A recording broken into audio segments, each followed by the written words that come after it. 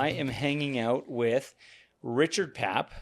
I hate trying to describe who, you break someone down into like 4 words kind of thing. So I'll tell you who you are, and then you can tell me why I'm wrong. But I have here athlete, competitive bodybuilder, entrepreneur, personal trainer. How would you describe yourself? Might be a long conversation. Yeah. No, that's actually pretty accurate. So lifelong enthusiast in terms of fitness and in terms of bodybuilding. Even as a child, I looked up to muscular people and so on. But yeah, you're pretty much right on the money. I am all of those things. Yeah. You're a father as well, I should mention. Absolutely, yeah. Husband, I have a great family, yeah. Yeah, right on. Okay, so you and me had a coffee the other day, and there's about 1 million questions that I have, or topics that I want to talk to you about. I'm going to do this probably completely non-sequentially, because I'm going to start probably somewhere in the middle, and then we're going to go to the beginning. But the story that I initially was talking to a mutual friend of ours about was you are a retired free climber. Is that right? Correct. Yeah. And I was joking with my friend. I said, that sounds like someone saying they were a retired kamikaze pilot. It's just usually you retire in a different way than most people. So if you can just kind of like back up and talk about your experience, like how you got into free climbing and what led to the idea that you should probably retire. Yeah, there's an old sort of joke with free climbers that, all documentaries and all sort of descriptive films about them always start with in loving memory of. Yeah. And it's really pretty true. It really was just, the climbing was probably a byproduct of a bunch of different activities that I had always done or was always interested in. So I had a background in gymnastics. I was always an outdoors person. My father and I fly fished and were, all over the place in the outdoors and stuff. And we were always climbing around on, little cliffs beside creeks. And it was always to do with fishing or with hiking or with some other activity. It was always incidental to those. But at some point, a friend and I, just started fooling around and really kind of bouldering on some outdoor cliffs and stuff. And it evolved. It's like, I think I told you the story that someone asked me one time, how do you end up hanging from a 200-foot cliff with no equipment and no... Yeah. And it's a progression. You don't just decide one day to go do that and climb up 100 feet or 200 feet. You progress. You climb up 10, 20 feet on something that looks exciting. It works. It's definitely a rush. It's, there's no question that it's exciting, and it's challenging and sort of really tests all of your skills. And then you go a little higher and a little longer, and and in a little more difficult terrain. And one fine day you find yourself up at heights that aren't so terribly comfortable. Scary. And yeah, like, it's a good question. Yeah. How do you end up 200 feet in the air hanging sideways by a couple handholds? And so what ended my climbing was really 2 different episodes. And they're too long to describe here, but... well, this is a podcast. You can be as long as you want. They're good stories. Basically, the one that really cemented it was just I went with a friend and ran up a cliff that wasn't terribly challenging. It wasn't vertical. It wasn't, very long. You could walk off. It wasn't like something you had to come back down. And I got up probably about 75, 80 feet and maybe a little bit more than that. And high enough. Yeah. And got myself into serious trouble where I had to, there was nowhere to go. I mean, there's a big difference between a challenging route and just being stuck, where you're gonna come off and you realize, okay, I have nowhere to go but down now. And I came to that realization. To shorten the story a little bit, I jumped to a dead tree that started well below and well out from the cliff where I was. Launched myself through the air. Before you get to that, though, because you're climbing up and you just get to a certain point where you're just looking for your next move and you can't find it. Well, so what happened was again, not a vertical cliff, so relatively easy climbing, but Yeah. you're doing things like jumping from handhold to handhold, things you can't possibly do in reverse. There was a section of the cliff that dipped in a little bit and then Yeah. came out negative. So in other words, to get past that, Yeah. I had to hang, just under a negative overhang. And then I got past that point, but I got to a point where my legs were still, under the bulge. Yeah. And my arms were on top of the bulge, but a position you can't hold for very long, Right. even with a decent handhold. I mean, you're literally hanging from your fingers, but most of your weight is on your fingers, very little on my feet and stuff. And your friend had decided not to that's climb right. that day, He was right? only watching. He was watching from the bottom and got very uncomfortable when he realized, what I'd got myself into. Anyway, so no, the realization was immediate. I got to this spot. I thought I had gotten past the most difficult spot. It should have been. I should have been able to, had there been something to grab or some next step. But there just wasn't. It was as smooth as an egg. Yeah. And there wasn't a handhold. The realization was probably didn't take 3 seconds before I realized that this is where it ends. Like I'm not going any further, and I can't go backwards. So you're hanging out there, pun intended, but your friend's looking from the ground going, okay, what are you doing? You're not moving. Well, he asked, Yeah. This very tentative, I can still hear his voice. He's like, what's up? It's kind of echoing up the cliff. And I said, I'm coming down. I said, I have nowhere to go. And I have like a handhold. And he immediately kind of panicked and, said, you go for ropes and this and that. I said, no, that's not going to work. Like, I will be in the rocks like before you get halfway to the parking lot. So I said, I have maybe 30 seconds a minute, Yeah. And he was, I don't know what was going through his head because I was too busy seeing stars. Yeah. Controlling my heart rate, which was over 200. I was literally seeing colors because I realized like this is terminal. Yeah. And in my desperation, I spotted this tree down slope and it was dead. It was a dead tree, but maybe 30 feet down from where I was, and of course further down the slope, so the distance to the ground would have been even more at that point.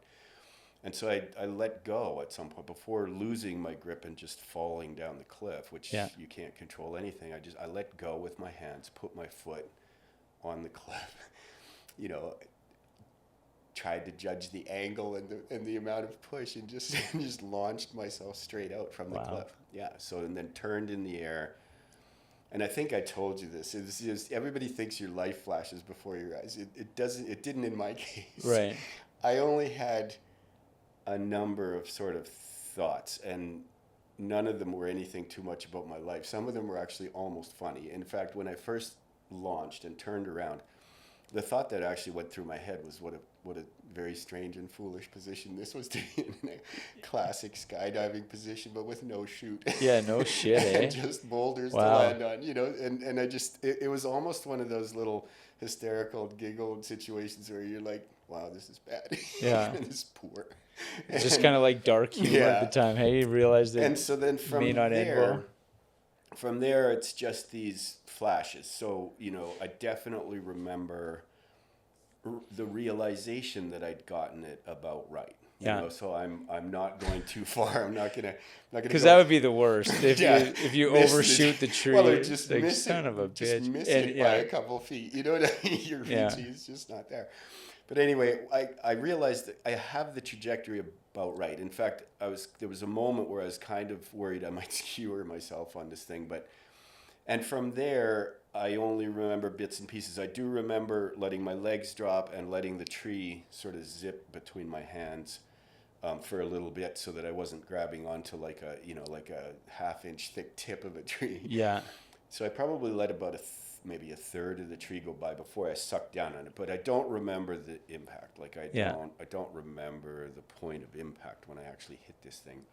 And I guess from my friend's description, it sort of stripped a good section of the tree and tore all my clothes off, tore everything off. I had nothing left on when I got to the bottom. And then the next thing I actually remember was just looking down and, kind of seeing drops of blood hit the rocks and realizing that, if I can see that, I'm not actually dead. Yeah. Yet. Yeah. I'm bleeding out, Yeah. but I'm not dead yet. And that was the next thing. I started checking for big, Yeah. like problems on the end. And happily, there wasn't anything major. I had all kinds of cuts and scrapes and, concussion and, all kinds of things.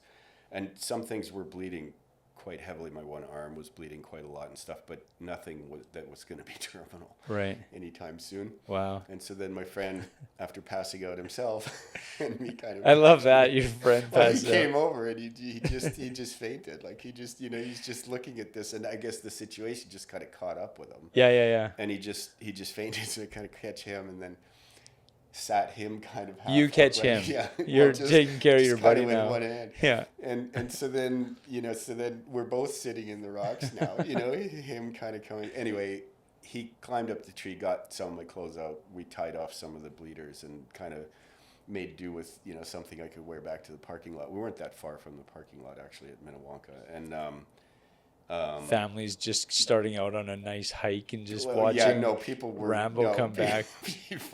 We got some pretty bad looks, and of course, people going, do you need help? Do you need this and that? And I'm like, no, I'm okay, I'm good. Yeah, no, I'm fine. Yeah. Anyway, there was nothing too serious, but it was evident that this could have gone, much worse. Yeah. So. Is it one of those things? Sometimes I was watching a show on race cars, and basically it's for a lot of people, once they hit the wall or whatever, they don't have it in them to race anymore. Yeah. Is it similar for you, or you just, after something like that, you just don't have it in you to free climb? It wasn't that, actually. It wasn't like there was suddenly this fear and this apprehension of doing it. In fact, I climbed again after that. Okay. Got myself in a probably even worse situation that was way less spectacular but equally deadly and hard to get out of. But no one was there. There was no witnesses. It was just me. I had made every mistake climbing that day. I started late. The weather wasn't that great. I wasn't dressed for it. I was cold. And everything else, did everything wrong, and it wasn't that. It wasn't that I couldn't get back in the saddle. It's just after these two episodes, I realized this is going to end. You know what I mean? Yeah. Like there's going to be a point where something will happen that I can't fix, and I can't. You know what I mean? And then, interestingly enough, and I told you this too when we had a conversation after I met my wife, and we, did all kinds of things together, mountain biked, everything else. But we were on a little trip. And I was fishing across the river from her, fly fishing, and she was just kind of hiking on the other side and biding her time while I, indulged my passion on a couple of big, deep holes. And there was a little cliff, and by this time I had stopped climbing. But this just cemented my decision, or reinforced it. Yeah. I decided there was a little cliff that was obstructing where I wanted to go on the river, and to get around it, I would have had to go a long ways up the hill. It would have been a detour, and it was a lot of effort and stuff. So I just put my fishing rod in my mouth and started climbing around this cliff. Nothing technical, nothing difficult. Anyone could have done it. But the entire cliff decided at that moment it was time to let go. I couldn't even figure out what was happening. I just thought, why am I moving? Because you're holding on to this cliff, but you're still moving. And the whole thing just went into the river with me with it. Happily, all the rubble accumulated under me and sort of popped me up. Jeez. versus under it, which would have been 20 tons of rock. Wouldn't have been so great. No, you'd lose that. And she watched this, and she'll tell you to this day that had she not watched this happen, she wouldn't have believed it. Wow. And it just reinforced the idea that even if you don't make a mistake, maybe just the mountain decides to let go at that moment, and so on. And so all caution and all sort of prudence aside, that activity just has problems. Yeah. There's a danger element to it. You just figured that out, eh? You're like, you know what, this is dangerous. Yeah, no, there's no net. And there's so no rope. You had mentioned, so going back to the kind of the beginning of how you got in, because you've had quite a life of sports and athletics, but you started out, was it gymnastics? Was kind of your first love? My first real sport and first love was gymnastics, and that was in, actually it started probably in elementary, but not in any kind of formal way.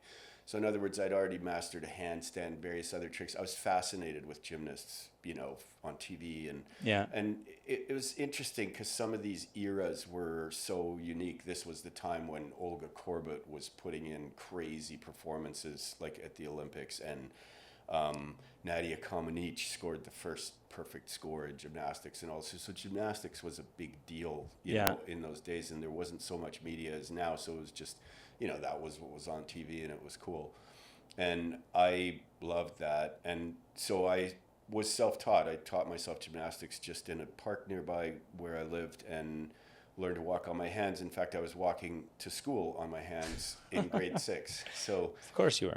Yeah. Put on gloves and that kept going all the way through junior high school. But gymnastics programs and gymnastics clubs and everything weren't anywhere near as organized as now. It was very, you know, very loosely sort of orchestrated.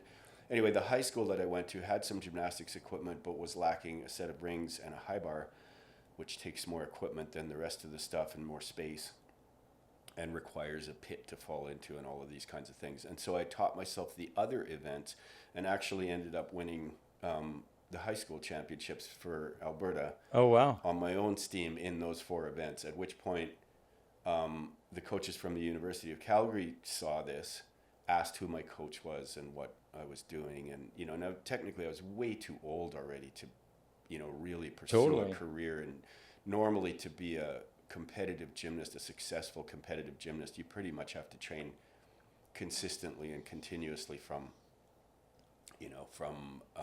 a very young age, like probably 4, 5, 6, 7, 8 years old, continuously through to have any chance to pick up the level of skill that you need to compete. But I was very, very talented at this.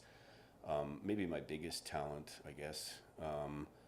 And so these guys asked me to come train at the university, and we progressed at a pace that was unthinkable at the time. I had 2 great coaches, Shiro Tanaka and Daryl Howe. They were both champion gymnasts in their own right. Shiro Tanaka was a world champion from Japan.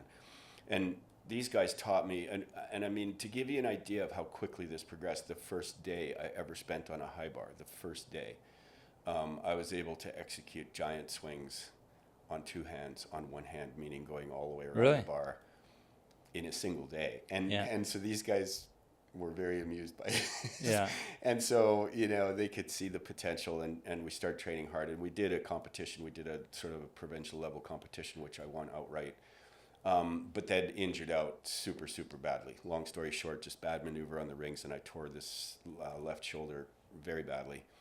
And that was the end of it. Everyone knew it. They knew it. I knew it. There was no chance that was going to, you know, an orthoscopic surgery was nowhere near at the level where it is now. It would have required, you know, major surgery and gives me trouble to this day. But it was clear that, you know, between being too old to begin with and then sustaining a serious injury, this wasn't going to go anywhere. And my parents were also not supportive. They couldn't see the value in sport. They valued education over. They were, you know, from Germany, grew up in the war, you know, and were very old school that way and stuff. So they were in no way, shape, or form supportive of me doing, you know, high level sport at their on their dime.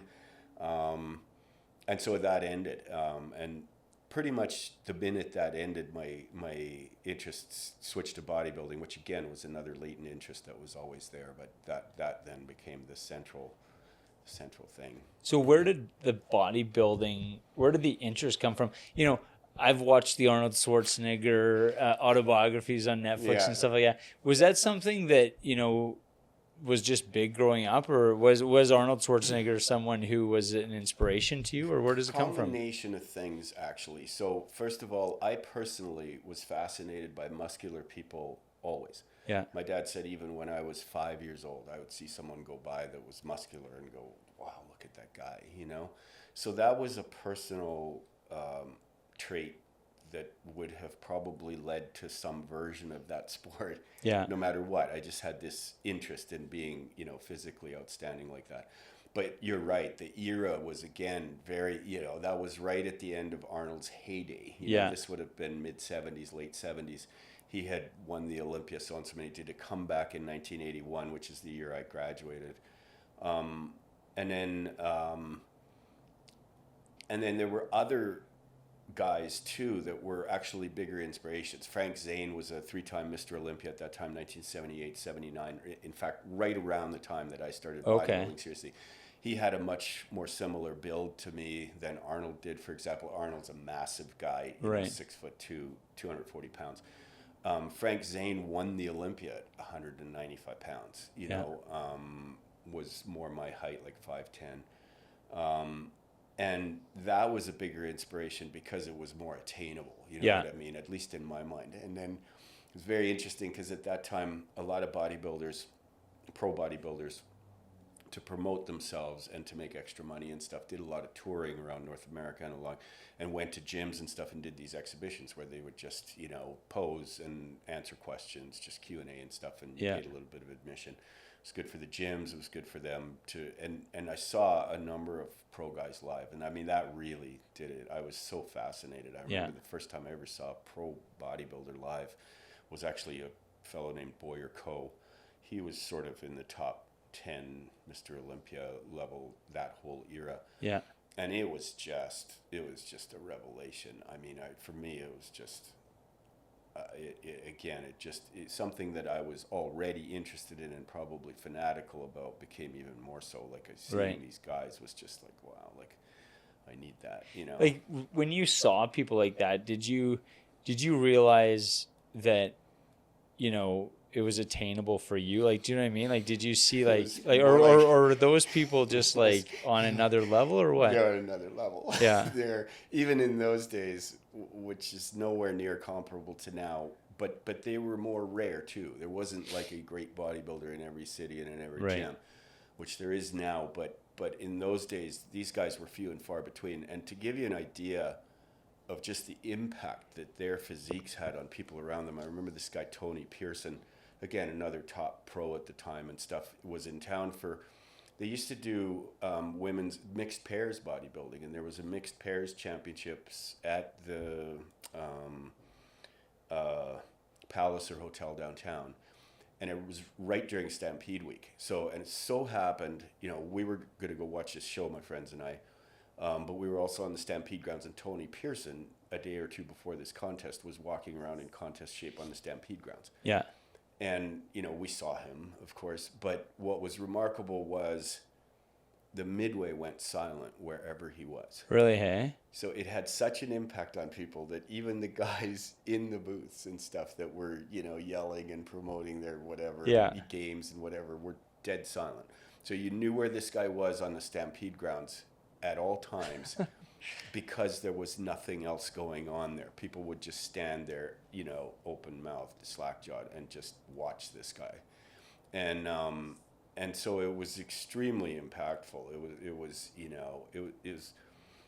I don't think most people even now can really appreciate what a pro bodybuilder really in contest shape looked like. They have almost like an artificial sort of wooden appearance, and are so massive that it's a thing in itself, I feel like there's like an aura about it, like just the way you're describing it. And then when people, because if there's like this energy that just like you said, as he walks, everyone's just like stopping. Well, and I mean, you saw a little bit of that when we went for coffee. We walk out of coffee, here come two people that I've never seen before, and they're like, "Wow, watch your carbs, watch it." You know what I mean? They make comments. So to a small degree, I get that same thing even now, when there is, everybody's seen a pro bodybuilder on film, everybody's seen them, probably somebody live somewhere at some point in time and stuff, and yet still people have this pretty amazing like I get some pretty strange scenarios if I'm walking around in the summer, where people just stop and they just come to a screeching halt with their car and yell out the window and this and that. But in those days, you can imagine much rarer phenomena. They were much more outstanding, and I mean, it was just, it was jaw-dropping. Wherever they went, there was just this huge reaction, and for someone who loves muscle and wants that, and is somewhat of an exhibitionist, this is like like an addictive drug. It was just like, I gotta have that. But on the other hand, when I first saw these guys live and stuff, I realized just how poor I actually was. Really, hey? I thought because I had reached a certain dimension and, was pretty muscular and was always pretty lean and was in decent shape, I thought, I must be like just that little bit away from what these guys. Yeah. And then you see these guys live and you're like, oh. Yeah. It It's so you interesting. just look like a total beginner that's never lifted a weight in your life. It's so interesting because it's like that in every sport, right? You imagine like the best people, like I always think about that, with hockey, the best people in all these small towns, and they move from this town, to a bigger town, to a bigger city. Yeah. And in every level they're the best. And then they get to the NHL and they can't even make the team. Yeah. You know what I mean? But all the way along, they were the best. You know what I mean? It's crazy that there's another echelon there. That's right, and that you're right. It's in every sport and every discipline and stuff. I mean, look at just a few years ago, the QB for the Stampeders. Yeah. Couldn't even get a tryout in the NFL. Yeah. You know what I mean? So here's a guy who's playing professional football at a high level in Canada. Has no chance to even be. Yeah. He can't even be the second. Not even or third. You know what I mean? Like doesn't even make the cut. And so you always have these different levels, and the people that are at the top are they're amazing. Like it doesn't matter what the discipline, it doesn't matter. It's different. I had some direct experiences with athletes like that. I used to own a bike shop in Bridgeland, and we had an excellent racing team. They were attracted by the fact that I was supportive and all of this kind of stuff. It was called the Cycle Meisters. Anyway, one of the guys riding for them was Scott Price, who at that time, we're talking early 90s now. Yeah. He was at that time already Canadian road cycling champion. Tall guy, 6'2", but super thin boned. He was just, a lung, a heart, and a skeleton, basically. And he's made for this sport, but I think to this day, he still holds the Norquay Hill Climb record. Oh, really? To this day. I thought I did. Yeah. That's impressive. My knowledge could be No, it is not. It is not. Right. That's impressive because I'm sure there's a ton of people that have done that. So. Well, and this guy it was one of those things. I can ride. I can ride well. Like I could probably do a pretty decent club ride with a team or something like that, and not stick out as the chump that is totally off the back and stuff. But then you meet somebody that level and you realize, wait a minute, like there's a whole different. I mean, he was in a different world of fitness and stuff. These guys would knock on my door on a Sunday morning and want me to come for a light spin in Banff and back. Insane. Yeah. Wow. And then I'd foolishly go with them sometimes, and it was a real eye opener. It was interesting. So Chris Pronger, who played in the NHL. So one of my business partners grew up in the same small town in Ontario, Dryden, and they're the same. So it was Sean and Chris are the two brothers. Yeah. And so Bill grew up in the same time frame as them, and so we actually had Sean come out to one of our festivals in Jasper a couple of years, and I got to do a podcast with him. But one of the questions I had for him was, was he ever jealous of his brother? Because, they both made the NHL, but Sean was a journeyman where Chris was an all-star. And he said, no, because when you watched him, he's like, when I played hockey, everything was in fast forward. It was just like, I was just like trying to keep up. And when you watched him on the ice, it was like everything was in slow motion. And he's like, so he was just on another level. And he's like, you can't be jealous of that because you're just in awe watching it. Well, and you just don't have it. Yeah, exactly. It's just like, there's nothing I can do to have that. Similar example, guys like Gretzky, right? Like with testing and everything, they discover that he has much greater peripheral vision and awareness than a normal person. They're much greater. You see that in all different athletics. Cycling is another great example. A lot of the past great cyclists, Miguel Indurain, again way back like 90s, but this guy had the ability to metabolize lactic acid. So in other words, you and I get a lactic acid buildup, everything starts to burn and you become sluggish and you stop performing. He gets faster. Yeah. Because he's bastard. using it for it's but genetic freaks, right? Totally. And I've met them in every discipline, we had a guy working out at Gold's Gym Eau Claire in the early 2000s that is a product manager, or sorry, is a project manager for the city even now and stuff.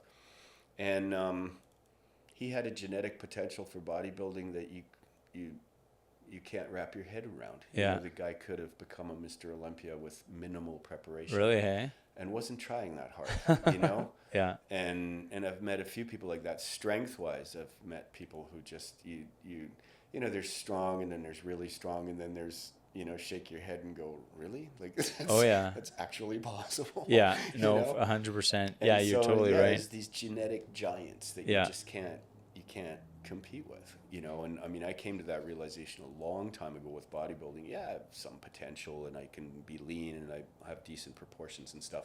Mr. Olympia, not so much. Yeah. So you mentioned that you had the bike shop, and that you sponsored a road racing team. Yeah. Was like, even in that era, was bodybuilding always something that you were focused on? Well, not always focused, because career and various, you know, business pursuits and stuff definitely got in the way. Family changes everything, right? Like early 2000s, we started, you know, our family, that becomes a priority. So even though it was always there, it's always something I did, it wasn't always a priority, and it certainly wasn't always, you know, like something that you would have, you know, I've been in every imaginable shape, but I would have been in shape, but I would not have been somebody that would have stood out in a crowd. Right. In terms of, and so I've been sort of everything in between. That interest has come and gone in waves for as long as I can remember, but it wasn't always a priority, no. Yeah. And only is now, and has been at points in the past and stuff, because professional interests and situations and stuff warranted it. You know? So obviously when I was working for Gold's, I was chief consultant for Gold's Gym Canada for a number of years, and running gyms and training, you know, teams of trainers and all of these kinds of things. It helps credibility. Yeah. It, you know, it becomes part of the professional, you know, personality. And so it made a lot of sense to, you know, to push it to a different level at that time. And then the last few decades, I've sort of made it a thing where every 10 years or so I'll compete, and just gives me a reason to get in a different kind of shape. But I love it. Yeah, sorry. No, I love that, because you recently, so I wrote this down because I wanted to remember it. So would you say now, like, you're kind of in that phase of your life where you're now kind of in it again? The bodybuilding is one of the key interests in your life? Absolutely, right? I mean, I'm making my living as a trainer. So again, credibility, no matter how much you want to deny it or how much you want to, it has everything to do with how you look and how you project yourself and how you see it. You know, if I go to a golf course and I want to hire a golf pro, you know, to teach me how to drive, and that guy gets on the tee and whiffles 5 times, you know, my confidence level drops, and my willingness to drop a lot of money on that guy also drops. You know, so I guess the point I'm trying to make is that, you know, if you look and doesn't mean you have to be a pro bodybuilder or anything, but if you appear to be doing for yourself what you're asking others to do, and it has everything to do with how credible you are, and how,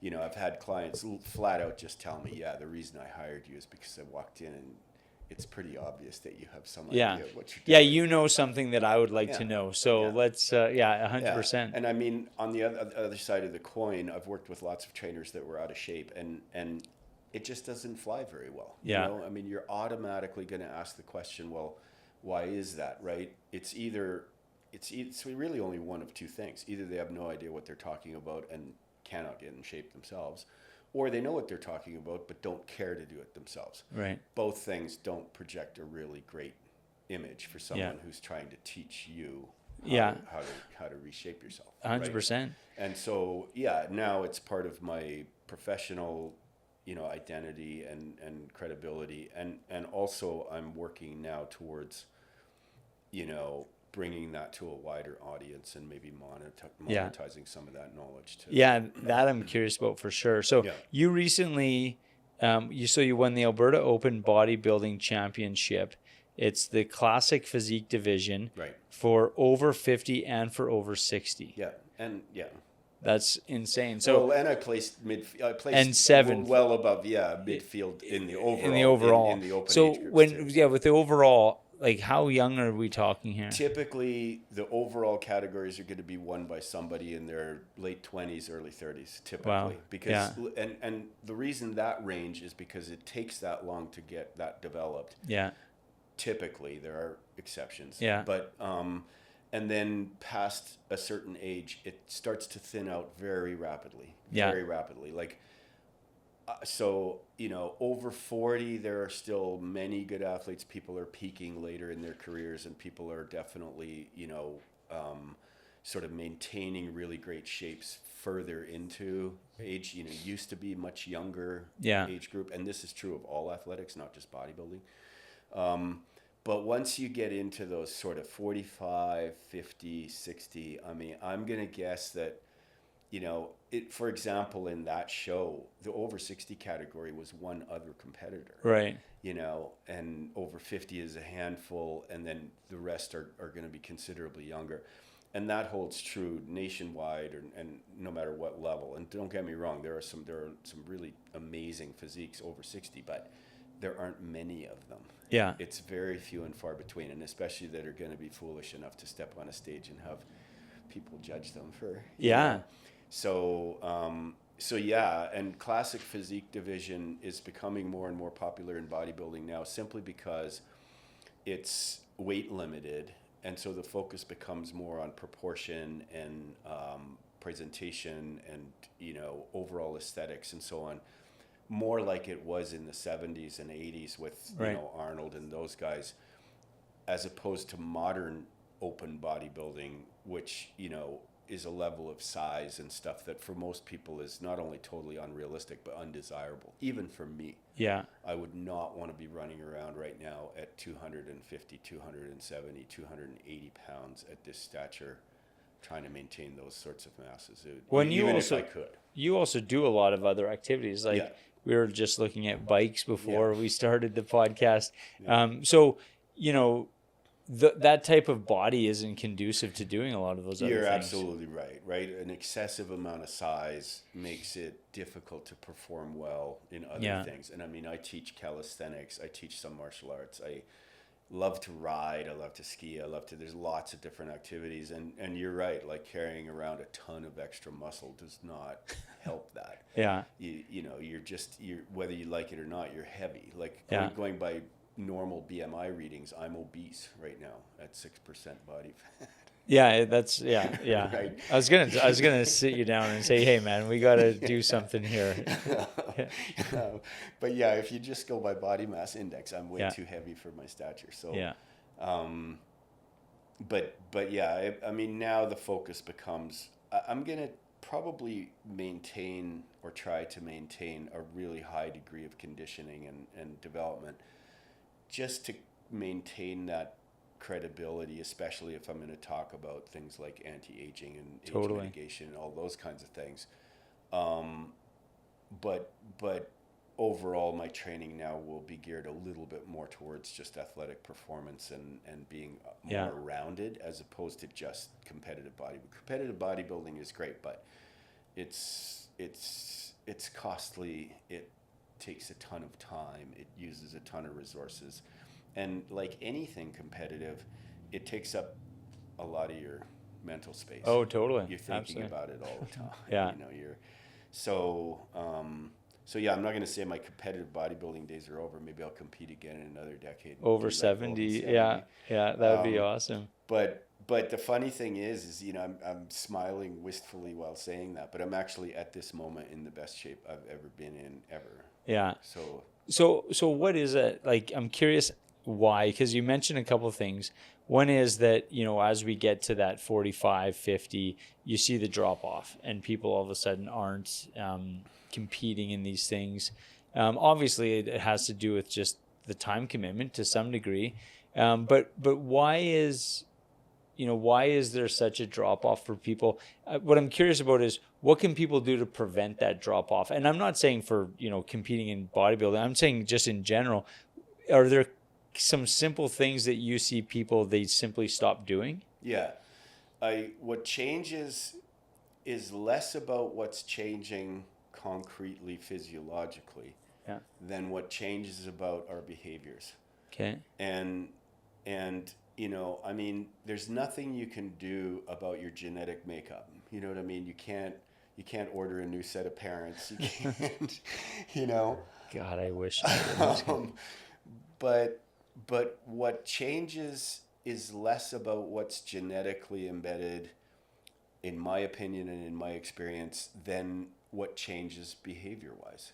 Yeah. People stop doing the things that are conducive to continuing to be at your optimum performance level. And it's more than just one thing. You know, I don't know how often I've heard that, you know, diet is everything or cardio is everything, or it's none of those things. There's 6 sort of major areas that need stimulation regularly with a person in order not to start to degrade quickly or more quickly than you need to.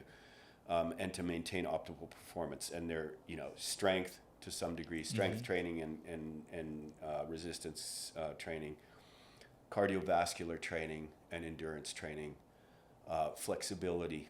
Flexibility is one of the biggest things we start to lose. We simply don't do anything that would encourage it. Diet, of course. Yeah. You know, you've always got to pay a certain amount of attention to what you're putting in your body. Otherwise, it just doesn't have the, you know, the raw materials to perform optimally, right? And when you look at what's happening diet with, I'm not going to say a typical person because I don't believe there is such a thing, but what happens too much with people is, you know, North American diets in general are something of a disaster. Yeah. You know? Yeah. And as we age, for whatever reason, that becomes even worse or tends to. Then you need mental stimulation to some degree. You must have things happening that force you to think quickly, to, you know, continue to invent, to, you know. And then last but not least, you also must work to protect your metabolism and your hormonal system and your endocrine system. And that's not as easily defined as some of the other ones, but is that what we were talking about when we were having coffee? You're gonna bring that up? Or?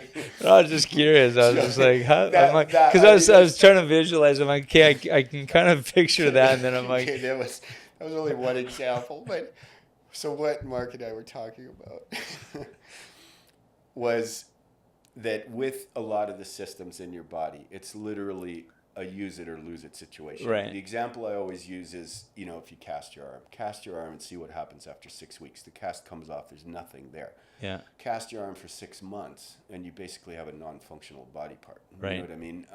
But what we were talking about was hormonal health. And so I said, you know, there's been 2 very recent studies and very extensive studies, and I apologize, they're not on the tip of my tongue as exactly where those linked from or whatever, but that show really clearly that there's a correlation between prostate activity and your likelihood of getting prostate cancer. And right. what they concluded was that if, you know, as a male, if you ejaculate 4 to 6 times a week at minimum, you're something like, you know, between 10 and 100 times less likely to incur prostate cancer. And we laughed about it because, you know, whether that's a self-serve situation or whether that's, you know, something you need a partner for or whatever, doesn't matter. Yeah. But the physiological fact is that if you use that organ, it's much less likely to deteriorate and to become, you know, and this holds true for a lot of different things. I mean, it's kind of a funny example, but if you think about it, you know, if you never are in a situation where your adrenal system would have to work, you never do anything more exciting than walk from the living room to the dining room and change channels, or you know, nothing ever happens that stimulates a fight or flight response in your body. Nothing ever, you know, go figure, those systems stop working. And so this sort of rapid deterioration, I think, that people see at certain age points. One is right around that 45-year level. One apparently is at 60, people start taking, like, typically a pretty rapid decline. And it shows visually and everything else. And performance-wise, like we said, look at sports. How many over 60 competitors are there in anything? Never mind bodybuilding. And so, but it's because we stop stimulating those systems. You know, Yeah. what do you ever do that's going to promote flexibility if your biggest, you know, goal of the week is to watch football on the weekend and have a nice meal at a restaurant? And, you know, and there's lots of things that go together to help create that. One, people slowly become, I think, mentally exhausted from working, from, you know, striving to do things, and from, you know, all the things we have to do to make life successful. Family can take a big toll on people, you know, all kinds of things that happen can take a big toll, tragedies, but, you know, there's all this stuff. And I think it has a cumulative effect where people just want to just relax. Yeah. You know what I mean? Yeah. They just want to break from it all. And that becomes more and more prevalent as you age. And sadly, it's a self-fulfilling prophecy. You Yeah. slowly start declining because you're not doing any of those things. And so, you know, the big trick becomes, how do you implement those behaviors and continue to, you know, and then we started talking about the synergy with Explore 84, and so it's a very similar sort of concept where you get back to setting goals and saying, I want to do this, I want to do that. And interestingly, even when I was driving here, I was thinking about, you know, motivation, because without motivation, what is going to cause you to do all these things? Why are you going to go play badminton? Why are you going to go lift weights? Why are you going to go ride a bike or do cardio, or, you know, whatever it is? And I think what we need to do is start redefining motivation. And it's actually pretty simple to do. You know, you just ask yourself a question. Why am I going to do something? Why do I go fishing? I like fishing. But why do I do it? It's not because I need a fish. Yeah, exactly. Right? Yeah. The thing isn't the thing. Like, you know what I mean? No. Like, you're not fishing because you need... No. I mean, I'll eat it. Yeah. If I get one. But that's not the point. The point is, why do I go fishing? Because I like standing in beautiful creeks. It gives me an excuse to walk out in the wild, which I love to do. I go to beautiful places. It's an activity that, you know, it's a skill that is worth learning.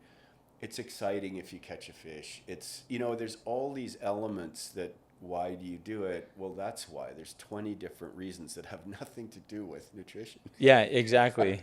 I don't need the fish. Yeah. That. Yeah, it's just, well, yeah, you're probably releasing the fish. Like, you know what I mean? That's It's right. Yeah, so letting it's, the fish go. Yeah, So, totally. So, and the same thing applies if you think about it for anything else. Why do I want to go cycle? Is it because, you know, because I outlined those 6 sort of major categories. So now am I going to set an hour aside for, you know, strength training and an hour aside for cardio and an hour aside? My life would be a nightmare. You know what I mean? Totally.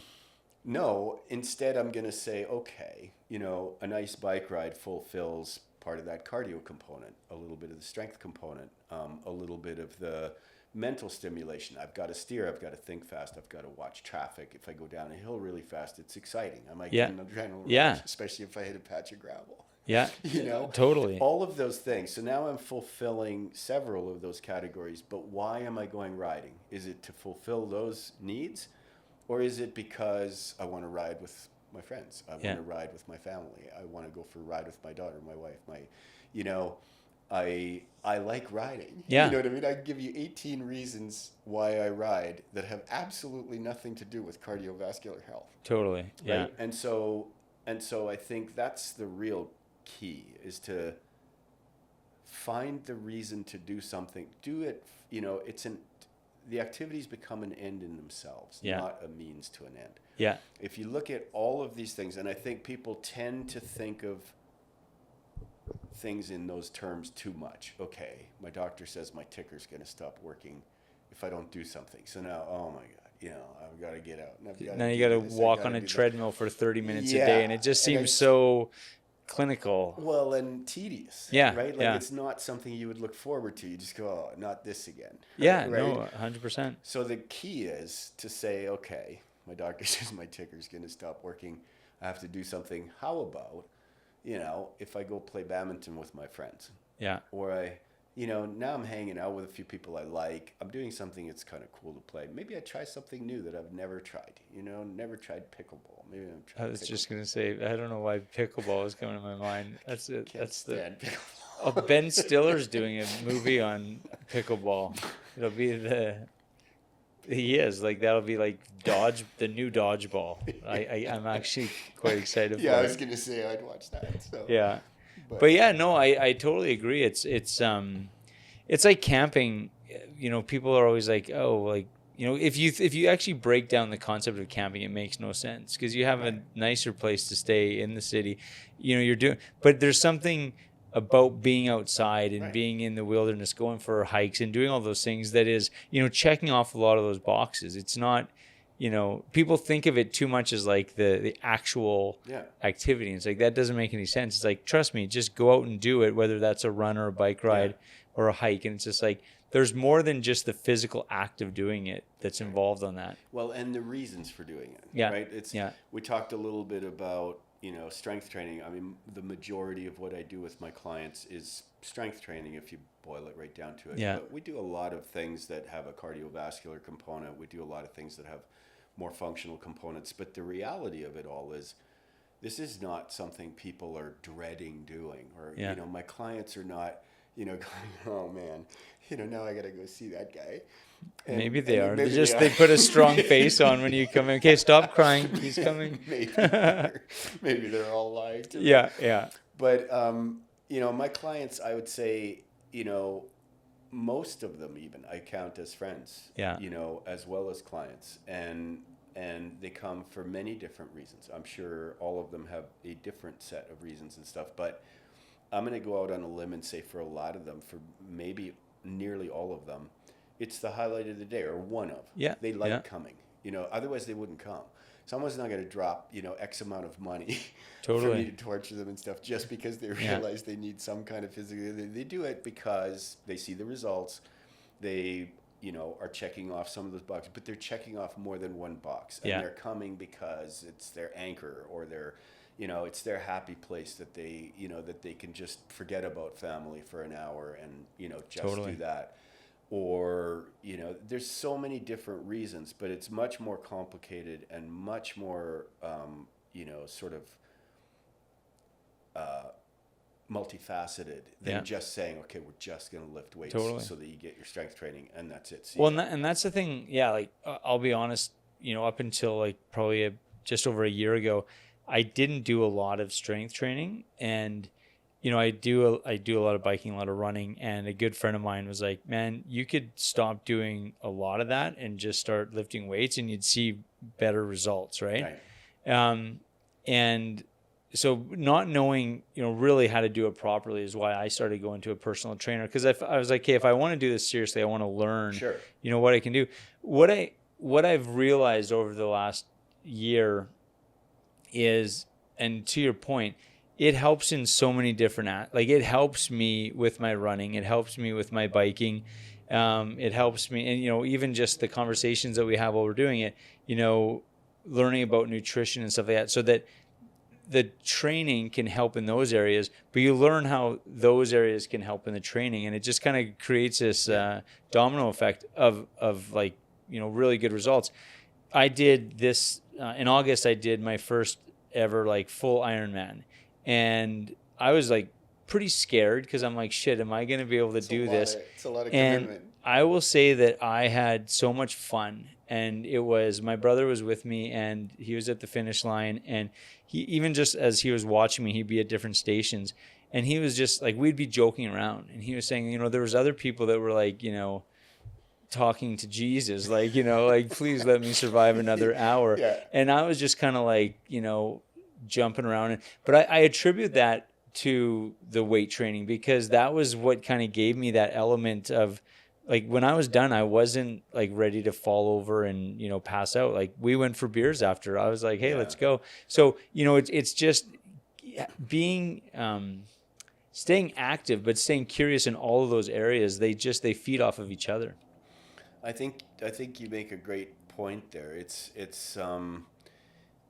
you know, the different activities have a lot of synergies, and elements of them that make you successful at one will help create success in others, not just because of the cross-training effect, not just because of the, you know, I mean, the fact is most athletes do some level of cross-training, dryland training, you know, all of these kinds of things to support their main activity.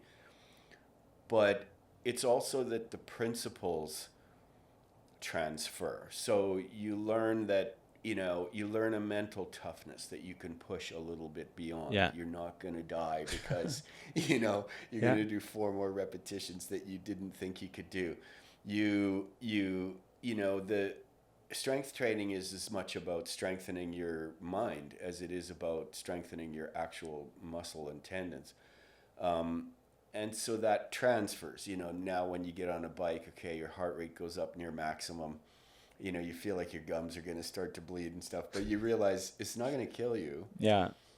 And even if it does, you're still done in a couple seconds. So, So, you get better at everything when you get better at one thing. And it makes things easier too. Even the nutrition piece of it doesn't have to be a nightmare. You don't have to roll your eyes and go, oh, wow, now I got a diet plan for the whole rest of so now you've exercised, you've done all this stuff, you're going to metabolize your food better.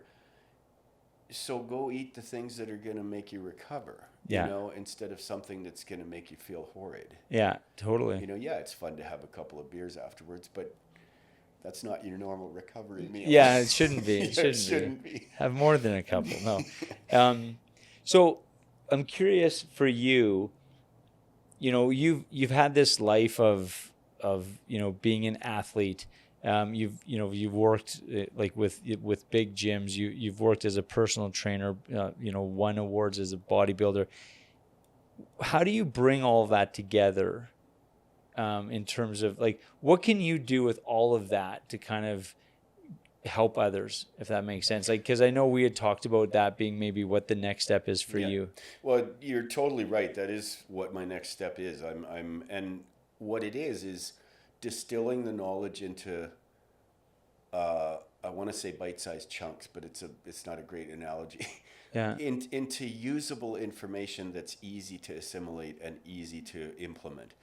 There's so much information out there now about all of these different fields and all of these that it becomes enormously difficult, first of all, to sift the useful from the not useful, the true from the not so true, and just make sense of it and say, how do I use this stuff? Like you said, you came into the gym because you wanted to learn how to train. I'm sure online you can find every piece of training information there ever has been. But it might take you 10 years. So why do you go to a personal trainer? Because they do that every day and they can distill it down for you and say, this is what's going to get you from A to B the fastest, in my experience. So now I have this massive experience base, in gymnastics. I managed the Gymnastics Centre in COP for 8 years, in the resistance training, cycling, all of these things. What do I do with it? I distill it into more usable information and say, here, the most efficient way to go about this is this, and make it simple and make it implementable so that people aren't standing there overwhelmed going, okay, I got to do some strength training. I got to do some cardio. Where do I even begin with this? Totally. And what I'm going to try to deliver is, and probably in the form of an app, but probably in the form of other supporting systems and synergies, is easy ways to implement that. Here's the 6 things you've got to do to mitigate aging or to, offset it or to however you want to call it. Live better quality of life, whatever it is. And here's how to implement it easily without, spending hours a day agonizing over, without poring over, volumes of information.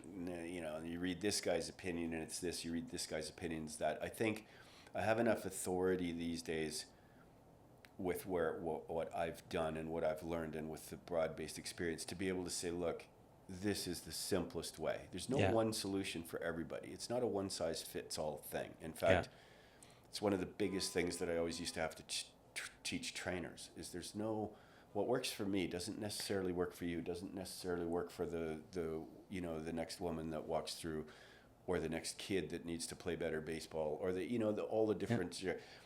What is universally true is for me to say, Mark, what do you need? What do you want? This. Okay, you want to run a triathlon, you want to be a better climber, You want to, whatever. You tell me. Maybe go somewhere else if you want the climbing advice. You tell me what you need. I'll find you the shortest path to get it. Yeah. Okay, so do this, this, this, and this, and you will arrive at that quicker than any other way that I know. And that's the task. Yeah. Right? And so now I do that as a personal trainer all the time on a one-on-one basis, but one-on-one you can't affect a lot of the world. Totally. What I want to do is bring it to people on a more broad-based level and say, what do you want? Decide what you need and what are your goals? What do you want to achieve? What do you need to achieve? Maybe it's medical. Maybe it's, maybe your spouse just kicked you out because you're not attractive anymore. Or, Yeah. These are real things that happen, right? And then here's what you do to fix it efficiently, quickly, and not having a nightmare about, I gotta go see the trainer. Totally. How much of that is, because I think you talked about it before, but, as we age, it's that self-fulfilling prophecy of, well, I'm at this age now, so I can't do this. And once you say that about anything, that's kind of how you live then. Once you say, I can't do that, then you don't even explore that anymore. So how do you kind of, because I feel like with a one-on-one, maybe that's some of the problems you got to address is getting people to stop creating those self-fulfilling prophecies. Yeah. And some of that is maybe as simple as someone just telling you to stop. Yeah. You know what I mean? I can't do this. Really? You can't. Yeah. You know what I mean? Because I see people I have an 81-year-old client that can barely get out of a chair, but she never says I can't. Yeah. She's just like, what's next? Like, what's, we're still looking towards, her goal originally was, they had a vacation coming up last winter in Mexico. Their condo is on the 6th floor and stuff. And she had a heck of a time because she couldn't get upstairs. She couldn't get upstairs to go to a restaurant with friends and everything else. So her primary goal to hire me was to be able to get up a flight of stairs without assistance. By the time we finished, she was running multiple flights of stairs timed. Really? At 81. Wow, good for her. Yeah, and this changes everything. Yeah. Right, like for her, and so part of it is just to stop. Like realize that, and I get it. If you have no legs, you're not going to be the fastest sprinter, maybe. But right. But it doesn't mean you can't get around, and it doesn't mean you can't. And so part of it is just being told, and that's part of my job as a trainer, is people go, oh, I don't know if I can. Well, yeah, actually you can't. Yeah. If I hold a loaded 45 to your head and say you're going to do 3 more reps, you're probably going to do them. Yeah, you'd probably do a few more if you need to. But you mentioned goals, and I think goals are an important part of the equation, because if you have, so for that lady that you're the 81-year-old that you're training, when you have goals like that, your daily habits become easier, Right. because, so that gives you the why, right? And so then, it's like, okay, I'm doing this, because you're going to have days where you don't feel like it, but then you can imagine being on that vacation and being able to walk up those stairs, and it makes it that day easier to bear, right? Because, so how do you weigh those two, habits versus goals? I'll tell you how I weigh them is I think that habits are more important than goals. Cause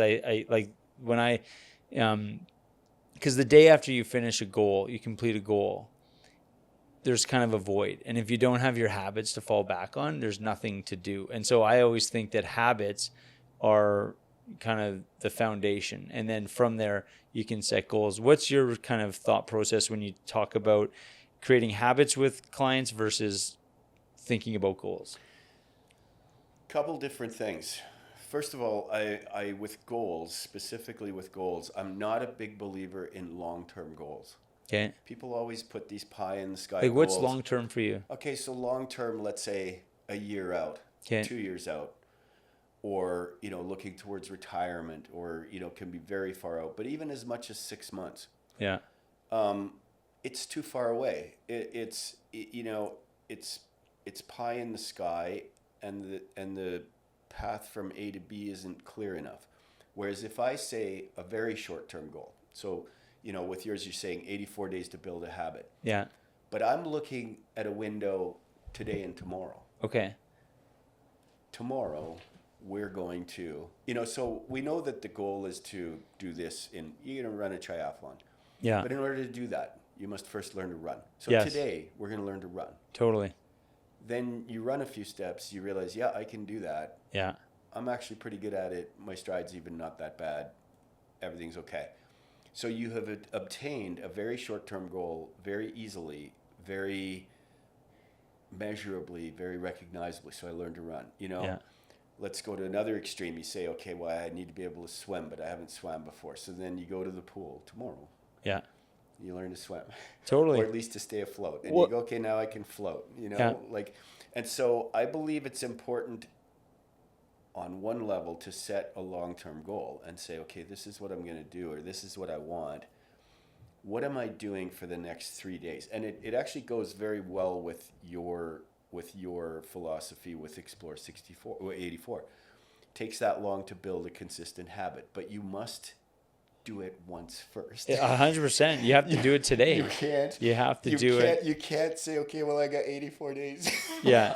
No. I'll start. And that's day exactly it. If 35. you just have goals and you're Yeah. not thinking about what are you doing today to get to those Yeah. goals, then, you know, and if your goal is too far out, so it's like a year from now. Yeah. Okay, I'll start running, but it's a year from now, so I'll start Yeah. running in 3 months. Yeah. And then, you know, it's just like, Well, so back to my 81-year-old. So we said, okay, we got to get up a flight of stairs. And she could in no way, shape, or form, she could only crawl upstairs. She Yeah. could not walk upstairs. So what did we do day one? The goal was to get a little step box that was close to the height of a stair. Yeah. And step on it. Step on it and get yourself up. yeah, And then you do that, you win, it's obtainable. And those are the kind of self-reinforcing, obtaining little goals like that yeah, immediately or quickly reinforces the fact that eventually I will get what I want because I was able to do this no problem. The next day you do something again, a slight increment more, and you go again, you succeed. yeah, If I say to you, you're going to bench press 500 pounds in a year, you know, totally. maybe Yeah, not, yeah. you know, this and that. But if you can bench 100 today, and I can show you how to bench 105 by the end of the week, yeah, and we do it, and you go, well, that wasn't too bad. You know what I mean? totally. How about another 5 Yeah, pounds seeing those next week? results is so, because then you can start visualizing, Yeah. what that next step is. You can see yourself in that way. And then the other thing is what I was talking about, touched on a little bit earlier, is don't think so much in terms of goals. Goals and motivation are too cliche for my taste these days. It's like, set some goals. Okay. You know, what's easier is ask the question, what do you want? What do you want?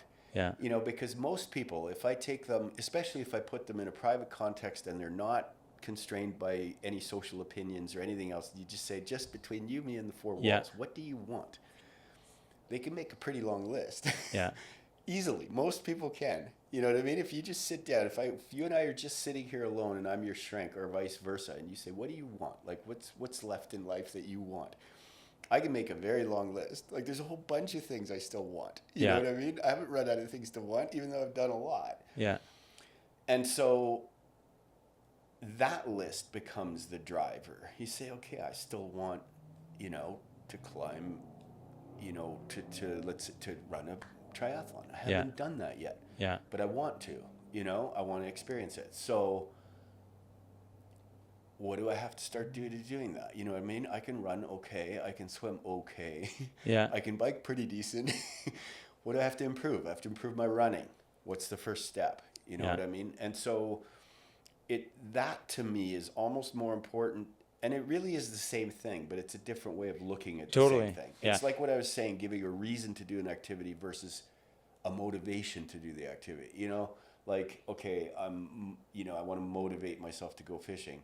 No, I just want to go stand by a creek and walk up and really hang out in the sun. Well, and do you ever ask people about like what kind of lifestyle they want to lead? Because, you know, ultimately, I mean, your lifestyle is built up of your habits, right? So if you have a life that you envision doing triathlons or, you know, fly fishing, whatever the case is, you have to on a daily basis be building that life, that body, that mentality that's going to allow you to do those things, right? Yeah, and again, it starts from the same place. I'll give you a couple examples that make it really clear. You know, I have people in every walk of life. So sometimes that want list isn't very glamorous. Yeah. That want list might be, I just want to be able to keep up with my grandkid. Yeah. And be able to run around with them in the park and stuff. And I can't right now because I'm not fit enough. Yeah. Or don't have the energy, or don't, you know, I want to be able to get through my workday without feeling like somebody dragged me over the coals. Yeah. And, you know, come home and collapse. I want to, you know, be able to go hiking with my friends because right now I can't keep up. I'm embarrassed to go. I'm too overweight. And then that's that's the problem with that is if someone's, you know, not good enough in their mind to go hiking with their friends, and then they stop going hiking with their friends, which is exactly the opposite of what they need to do. What they need to do is say, how do I get better at that? Yeah. Why don't I go do a couple little hill intervals and see if I can handle it? Yeah. And then a few more, and then a few more, and then my confidence builds, and I say, I think I could do a 5K hike. Yeah. You know, because I just did hill intervals for an hour. My heart didn't blow up. Yeah. I didn't, you know. And that's what it's all about. It's more important than so, you know, you could say, okay, what's my goal? My goal is to climb Mount Everest. Okay. Great. But if what you want is just to be able to go hike with your friends and not be embarrassed, that's easy. That's an easy problem to solve. You just go here, I'll show you. Totally. I like that. I like that. Right? And so that's my question is, what do you want? Like, you know, it's the first thing and the last thing I ask my clients. They walk in, what do you want? And I get funny answers. I have a guy right now that's going to train today. I said to him, what do you want? And I'll leave the expletives out of this, but he's like, I just want to get jacked. You're like, all right. You know, and he was excited about it. And I'm like, and I'm like, I can give you that. Yeah. You know what I mean? That's easy. Well, it's so funny because I've been in the past to trainers where they're starting to write the program and they haven't even asked me a question. And they're just like, here's what you got to do. And it's just like, well, first of all, I'd have to quit my job because I don't have time every day to do that. And second of all, you didn't even, this is not based on anything that you know about me. I've fired more trainers for that reason than you might think. Here's an example, okay? In big gyms, you have trainers running around that work in-house, right? Yeah. Very often. So, and you have clients that are working without trainers. So what happens? Here you got a guy standing in front of the mirror or a woman or whatever. And, you know, they're doing the sloppiest imaginable curls. You can, you know, they just look horrible. They're swinging the weights. They're, you know, it just looks ridiculous. Yeah. So the trainer runs up and says, no, stop. That's not the way you curl a weight. You know, you do it this way, and this is the form, and you don't move your elbows, and you don't swing the weight and everything else. And then the person goes, but, you know, I entered a swing curl competition at the local bar for the weekend, and I'm just trying to figure out how to heave up the most. Now, the trainer looks like an idiot. Yeah. That person will never hire that trainer because they told them something that was totally irrelevant to what they were doing. Right. You know? Yeah. You know, everything is lost. Whereas all the trainer had to do was walk up and say, what are you trying to do? Yeah. You know, I see you swinging that weight and stuff. What are you training for? And the person would have said, oh, well, the swing curl competition. Now you can say, well, oh, good idea. Yeah. That's kind of fun. Interesting. Yeah. Let me show you how to do that better so you don't hurt your back and so that you can heft more weight and everything else. I used to play a game with trainers at Gold's where I would have new trainers sit in a group and we would just observe the gym, and I would tell them, you pick the client in this gym that I'm going to sell personal training to, and then you tell me how much time I have to sell them personal training, and I'll go do it. And if I win, you know, you owe me $20. Yeah. And trainers are, you know, they're an arrogant bunch and stuff. Yeah, like, competitive, great. I'm sure. Yeah. And so people would always pick the person they least thought would need personal training, you know, and then send me and hope to watch me go fail. And more often than not, I won this bet, regardless of who you sent. I'll give you a good example. So there was these two guys one time. This was a real scenario. Yeah. 6 trainers, brand new. I'm training them. I made this bet. I said, I'll bet you $20 each. You know, I made it worth my while. $20 each that I can sell anybody training here right now. You point out who and tell me how long I have. So they picked out these 2 super jacked bodybuilder guys that were doing bench, and they were obviously, trying to do kind of maximum bench presses and stuff. And they figured because these guys were super jacked and were bodybuilders, they're not going to need any help from anyone. They won't give a shit about, like me selling training. Yeah. So I said, great, okay, no problem. So I went over there. I didn't say anything to these guys. I didn't interrupt a set. I didn't anything. I put a few weights away around where they were and stuff. And when they took a break between the things, I said, hey, guys, what are you doing? And it was clear that they were trying to set personal records in the bench. They were trying to do a really heavy bench. I said, what are you trying to do? And I knew what the answer was, but I asked it anyway. And they said, well, we're trying to up our PR. I said, what if I can show you a couple things that'll help with that? Like, I bet you I can push a bench up like 15, 20 pounds. And they're like, and they look at you and they're like, this is where the credibility thing comes in, right? I look like I might be able to do that. And so they're like, what you have in mind? So now I start showing them better ways to set up, squeeze their shoulder blades together, get their chest as deep as possible, find a good mechanical position, concentrate. And in the meantime, other things start coming into play. Because I'm now teaching these guys how to bench, a couple other people started listening in that were nearby. They're like, and then a couple other people kind of started. So it became this little group. And these guys were trying max benches. And now, because I'm showing them better ways to set up and better ways to, I'm also talking to them so they're resting longer between sets. Yeah. And they're being watched by other people now. They try harder.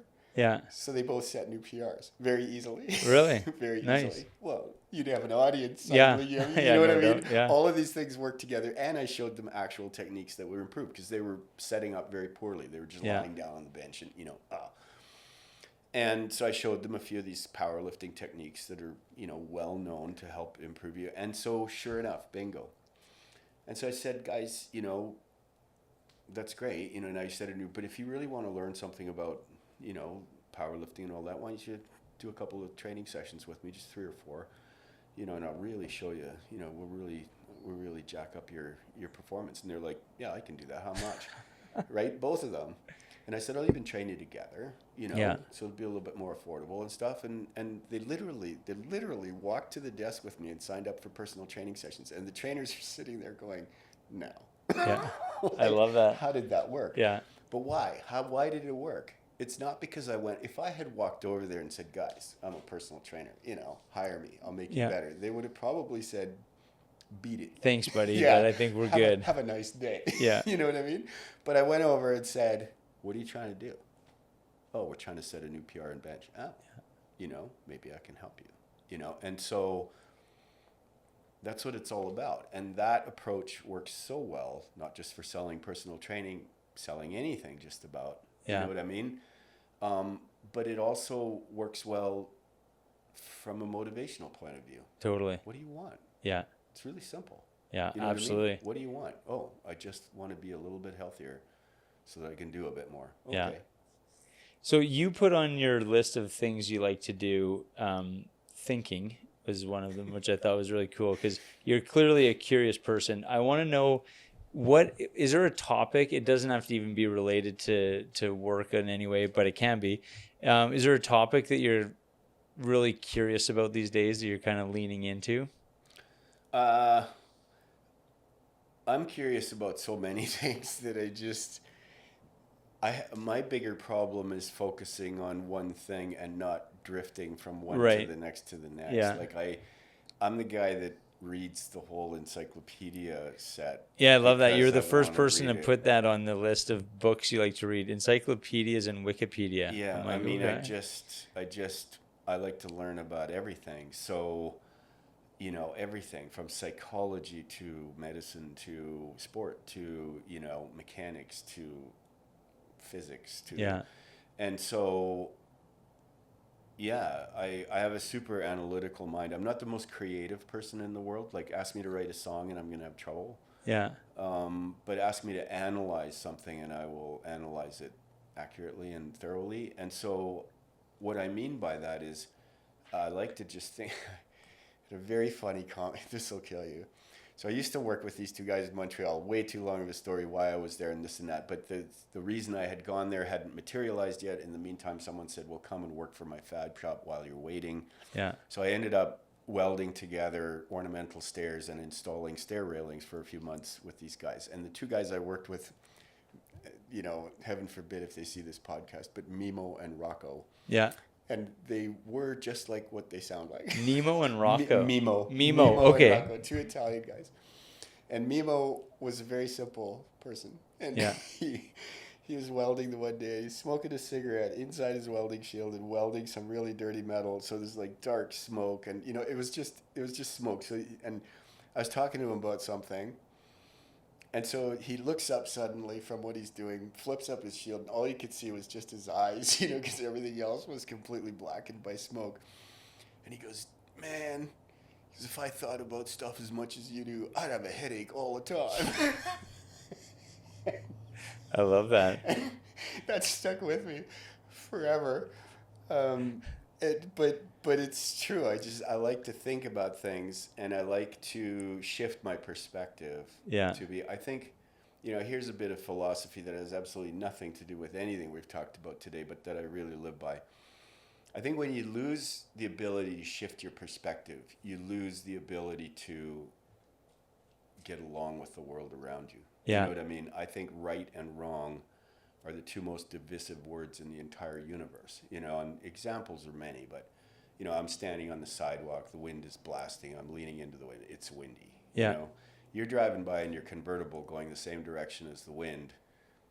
You have the roof open, you're going the same speed as the wind. For you, it's dead calm. Yeah. You know, and so who's right? I say it's windy. We're 1 meter apart, and you're like, it's dead calm. Yeah. You're wrong, you know? And so perspective is everything. Like, it's like, you know, you may think something, okay, so here's a guy who cuts this guy's head off, and you say, well, that's wrong. And you know, but until you realize, okay, that guy's been torturing that guy for 30 years, and this guy has, in the meantime, completely lost his mind and can only think about the next time this guy comes, you know, and so finally he does that. If you don't know that and make a judgment about what happened there. Well, it's interesting because me and my brother used to argue all the time about, you know, who, like, right and wrong. And then as we are getting older, we would talk more about our perspectives on things, and we would actually then go and research a few things, and we realized that we were actually usually both wrong objectively, and that we were both thinking about it in ways from our perspective. And so we basically never argue anymore, because we always just assume that if anyone's right or wrong, we're probably both wrong. And it is like, if you look at it from their perspective, you can at least see where they're coming from, what's right? happening, right? Like, so if you have people with very divergent backgrounds, and, you know, I ask the question, what do you want, and this and that, and you put yourself in their shoes, and then you see why it's important and why it's, you know, the example I always use to illustrate that is, you know, you and I are sitting in the same spot. From my perspective, you're sitting still. Yeah. You're not moving. Yeah. Okay. Am I right? Now I move myself away, I don't know, 1,000 kilometers in that direction. Now you're sitting on a bubble and spinning away from me at some 2,000 kilometers an hour. Yeah. You're still holding still? Well, not really, you know? Yeah. Now I move myself another 1,000,000 kilometers the same direction and watch what's going on. Now you're on a bubble that's spinning around another bubble that's all careening through space, you know, so you're actually on some wild trajectory, flying by, versus where I'm sitting. So you're really holding still? Yeah. Not really, you know, not really at all. Now I know why Mimo was like, well, fuck, man. I know, but from my perspective, we're sitting still. Yeah, right? no, absolutely. We have to get away from the whole right versus wrong, and just, you know, as long, like, I don't know who would have said it, but, you know, as long as you're kind of both going into the direction of, like, truth, right? As soon as you are able to shift your perspective, you get along better with everything and everyone. No, 100%. Right? This has been awesome, man. I'm sure you probably have to get back to work or go for a bike ride. I saw your sweet ride, so. Yeah, no, I have to work today still. Awesome, man. Okay, well, thanks for your time. I appreciate it, man. My pleasure. Thanks for having me. Take care, man.